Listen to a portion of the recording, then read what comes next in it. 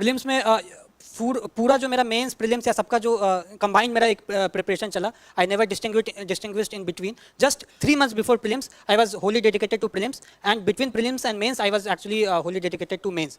But initially I prepared common base. So ये base जो basic books है, that either you can read from basic books or classroom notes. So I did not refer any such NCERTs, क्योंकि मेरे class notes decent थे और I was confident that I am able to write those questions. So I did not refer any NCERT. For example, अगर आप prelims की बात करें, geography I had a good notes और I was able to understand well in the classroom. मुझे कभी ज़्यादा doubts भी नहीं होते थे और बाहर भी doubts नहीं होते थे, तो मैं NCERTs वगैरह ज़्यादा पढ़ा नहीं. So it depends.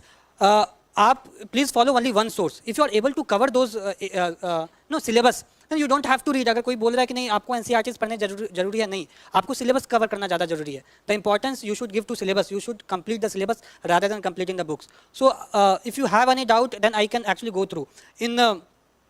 In polity also I did not read Laxmikanth. सबको शौक लगता है कि लक्ष्मीकांत बिना पढ़े कैसे हुआ. सो लक्ष्मीकांत क्लासरूम में जो टीचर थे they actually taught me Laxmikanth only. And whatever topics that was not covered in classroom, that only I referred in Lakshmikant. And then again I had short notes polity के, because वो मेरे classroom के भी notes तीन books हो गए, मतलब 3 notebook हो गए of almost 200 pages. So I made a short notes की examination से पहले थोड़े revise करने के लिए आसानी हो. For environment I had very good class notes. I used to refer those only. So in basic I think in base I referred mostly class notes and few books like Spectrum. अब Spectrum में refer किया modern Indian history के लिए. Then I did not read classroom notes. So you have to follow only one source. So इस तरीके से मतलब मैं बुक मोस्टली स्पेक्ट्रम ही पढ़ा हूँ.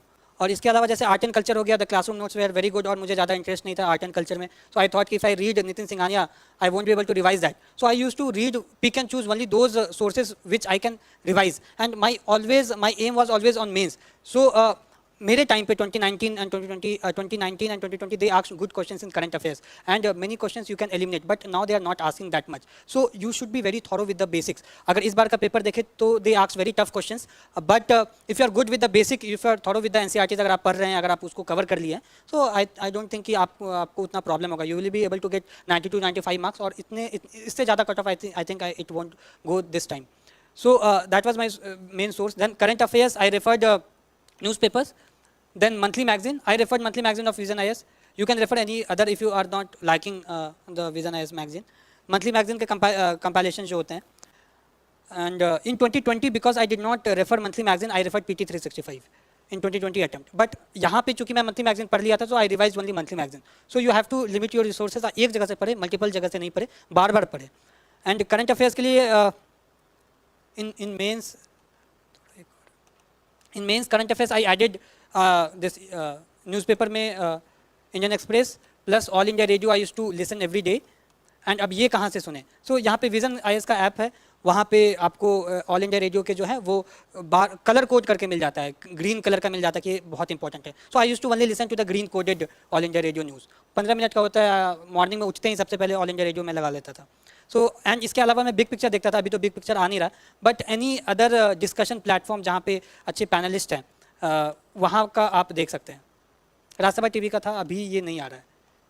सो करंट अफेयर्स के लिए मेरे यही सोर्स रहे मेन, PT 365 एंड यहाँ पे मेंस 365.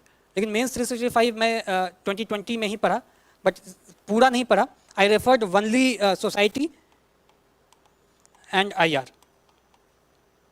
और थोड़ा economics. So in mains and prelims as well, जब भी मुझे लगता था कि ज़्यादा हो रहा है तो मैं उस चीज़ को नहीं पढ़ता था. PT 365 मैं सारा नहीं पढ़ा. आर्ट एंड कल्चर का मैं PT 365 नहीं पढ़ता था. IR का नहीं पढ़ता था क्योंकि क्वेश्चंस वहाँ से नहीं आते हैं. सो मैं उसको छोड़ देता था. अगर आते भी हैं तो उतना it is not according to my strength. और एक आध क्वेश्चन आएंगे तो मतलब इट इज़ ऑल अबाउट कितना आप टाइम दे रहे हैं उसको. सो इस तरीके से एक बेसिक हो गया, एक करंट अफेयर्स हो गया. And I use to appear for a lot of मॉक्स.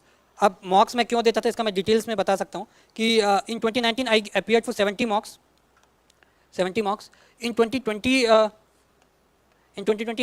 even though I was having only 40-45 days, I appeared for 40 tests. हर दिन एक टेस्ट लिखता था. एंड फिर 2021 के लिए भी मैं 6-7 लिख दिया था 10 दिनों में.